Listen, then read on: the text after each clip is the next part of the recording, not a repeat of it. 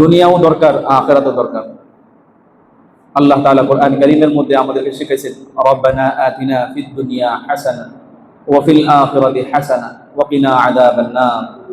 আল্লাহ আমাকে দুনিয়াতেও কল্যাণ দান করেন, আখিরাতেও কল্যাণ দান করেন এবং আখিরাতের আযাব থেকে আমাদেরকে রক্ষা করেন। তো এখন অনেকেই এই আয়াত থেকে বলে আগে দুনিয়া চাইতে বলছে, পরে আখিরাত চাইতে বলছে, এজন্য আগে দুনিয়া চাও।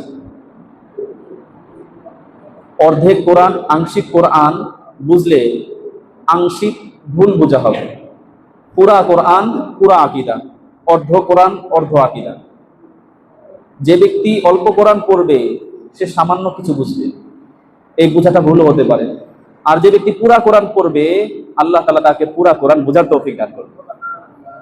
এই জন্য একটা আয়াত, দুইটা আয়াতই আমাদের জন্য যথেষ্ট না। পুরা কোরআন আমাদেরকে কি বলেছে সেটা আমাদেরকে অনুভব করতে হবে, সেটা আমাদেরকে ধারণ করতে হবে।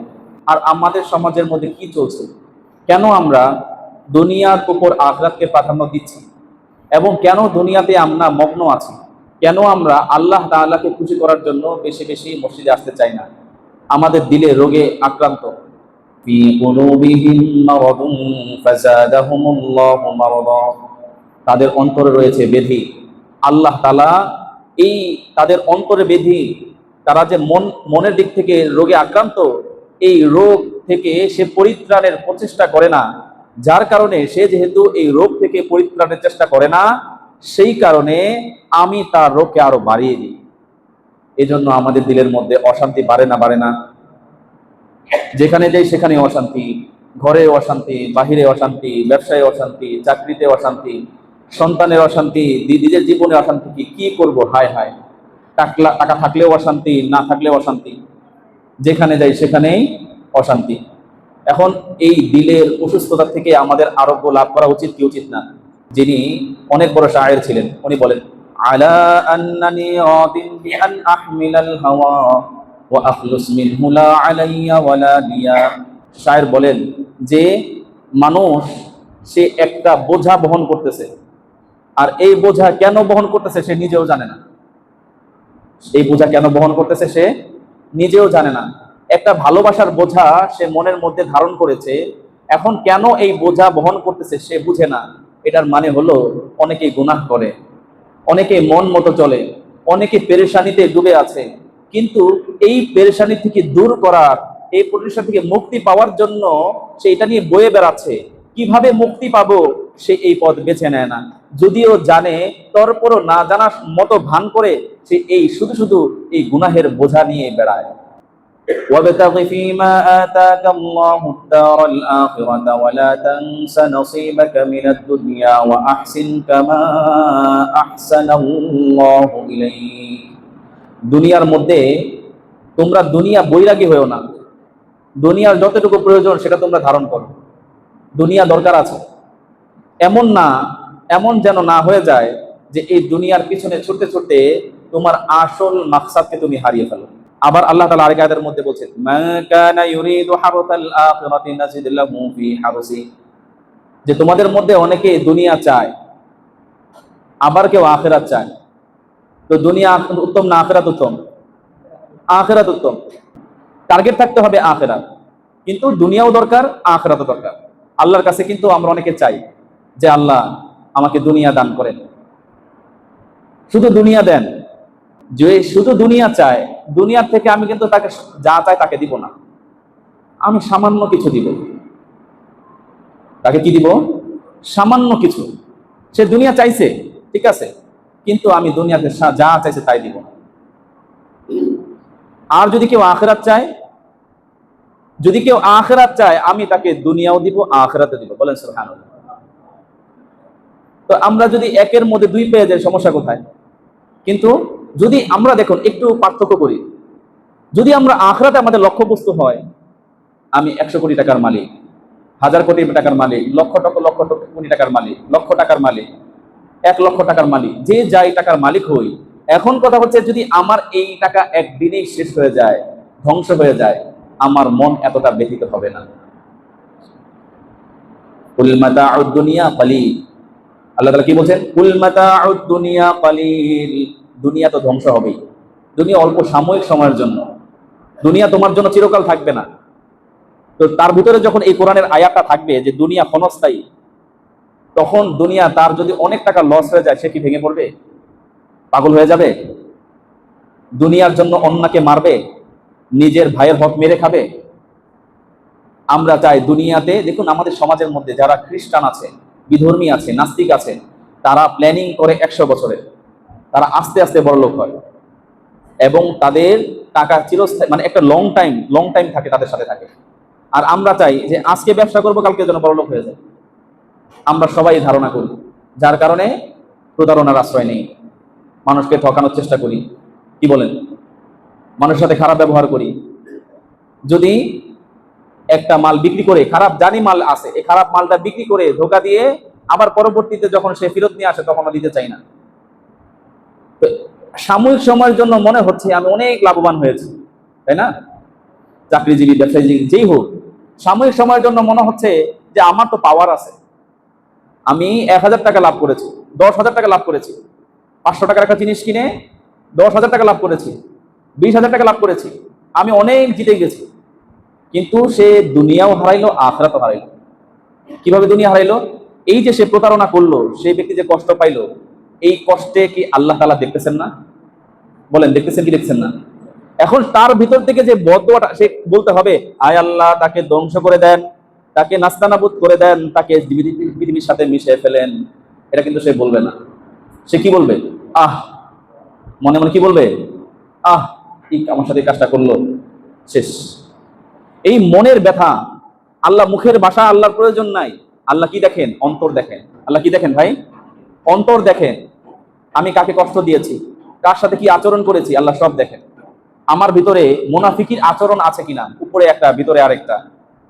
আমার স্বার্থ হাসিল করার জন্য আমাকে পছন্দ না, কারো কেন পছন্দ না? আমার স্বার্থের জন্য হয় নাই, আমার মন মতো হয় নাই, সেজন্য তার পিছনে লেগে যাওয়া।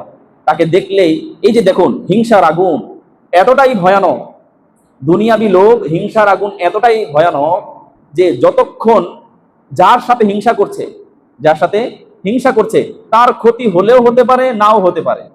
আমি একজনকে দেখতে পারি না, আমি চাইলে তাকে ক্ষতি করতেও পারি, নাও করতে পারি, কিন্তু যে হিংসা করতেছে সে সব সময় আগুনে জ্বলতেই আছে, জ্বলতেই আছে, জ্বলতেই আছে। বলেন ঠিক না বেঠিক? বলেন না ঠিক না বেঠিক? সবাই জ্বলতেই আছে আগুনে।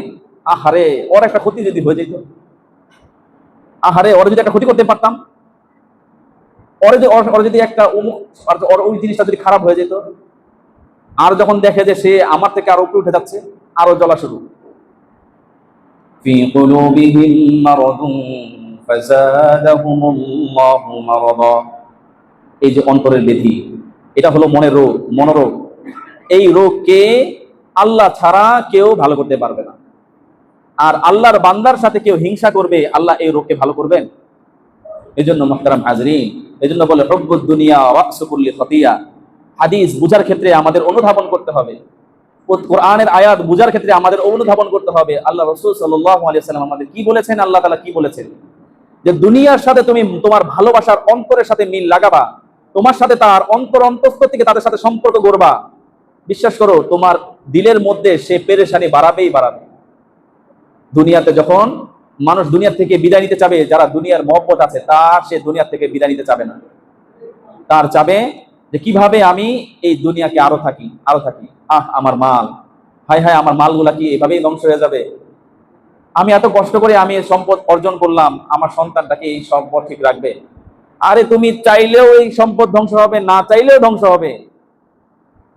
তুমি আল্লাহ রাস্তা দিলেও শেষ হবে, না দিলেও শেষ হবে। তুমি ভালো কাজে দিলেও শেষ হবে, না দিলেও শেষ হবে। তুমি খাইলেও শেষ হবে, না খাইলেও শেষ হবে। সবাই বলে আমার মাল, আমার মাল। আল্লাহ রাসূল সাল্লাল্লাহু আলাইহি সাল্লাম বলেছেন, যেটা তুমি খেয়ে ফেলছো সেটা তো খরচ হয়ে গেছে, যেটা তুমি রেখে দিয়েছো সেটা তোমার সম্পদ নয়, সেটা অন্যের জিনিস। সেটা তোমার সম্পদ না, এটা অন্যের জিনিস। আর যেটা আল্লাহর জন্য পাঠিয়ে দিয়েছো, এটাই তোমার জন্য সঞ্চয় হিসাবে থাকবে। এটাই তোমার জন্য কি হিসাবে থাকবে? সঞ্চয় হিসাবে থাকবে। এই জন্য আল্লাহ তাআলা কোরআন কারীমের মধ্যে বিভিন্ন ভাবে আমাদেরকে বোঝানোর চেষ্টা করেছেন। উল মাতাউদ দুনিয়া কলিল, দুনিয়াটা একদম তুচ্ছ, শেষ হয়ে যাবে।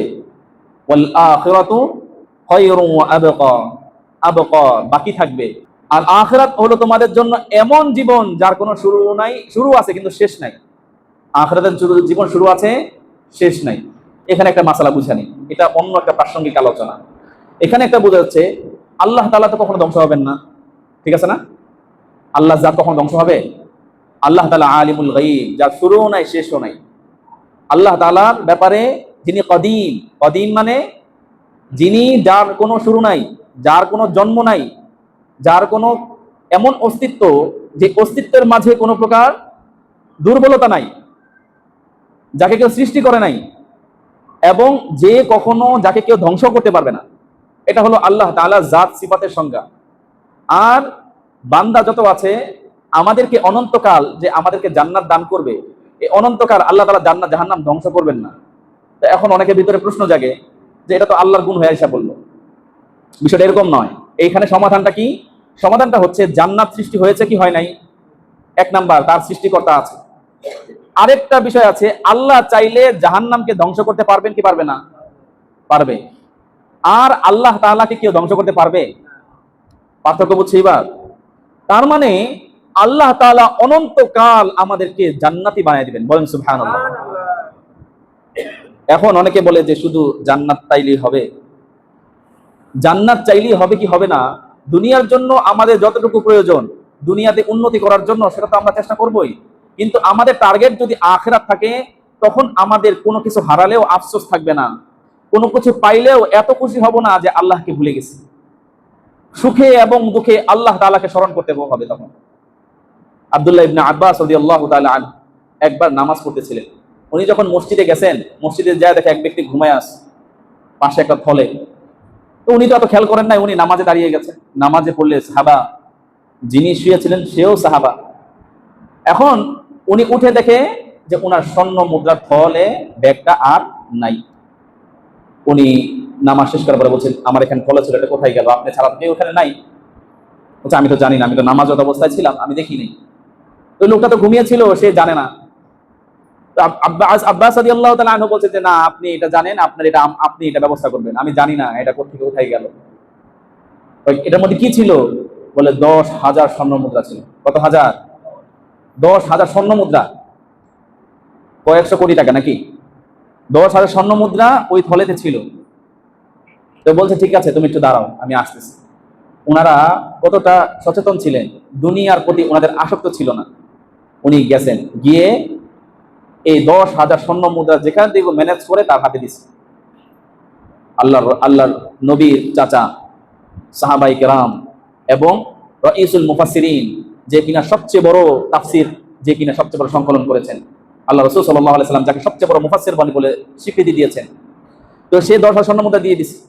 কিছুক্ষণ পরে সে যখন বাড়িতে গেছে, তখন তার লোকটা বলছে, কি ব্যাপার, তুমি ঘুমিয়েছিলে, তোমার ফলটা হারায় যেতে পারে, এই জন্য আমরা নিয়ে আসছি। ইন্না লিল্লাহি ওয়া ইন্না ইলাইহি রাজিউন। কি করেছো তুমি? জানো আমি কার সাথে অন্যায় করে ফেলেছি? আব্বাস রাদিয়াল্লাহু তাআলার কাছে দৌড়ে আসছে, হুজুর মাফ করে দেন আমাকে, আমার বড় ভুল হয়ে গেছে। এখন উনার গায়রতে লেগেছে যে আমাকে দুনিয়ার জন্য আমাকে ছোট হতে হবে। বলছে না, এটা আমি আর গ্রহণ করবো না। না, মাফ করে দেবো। মাফও করে দিয়েছি, এই স্বর্ণ মুদ্রা তোমাকে দিয়ে দিয়েছি। সুবহানাল্লাহ। এখন তাকে বলতে পারতো, কত বড় সাহস। আল্লাহ নবী ওই সময় কি প্রধান, রাষ্ট্রীয় প্রধান রাসূল, ওনার চাচা, ওনার ভাতিজা, এবং উনি এত ক্ষমতাশীল, আরবের সবচেয়ে সম্ভ্রান্ত ব্যক্তি, কুরাইশি, এতটা পাওয়ারফুল থাকা সত্ত্বেও দিতে পারতেন না। দুনিয়ার ব্যাপারে ওনার এতটাই অনীহা ছিল।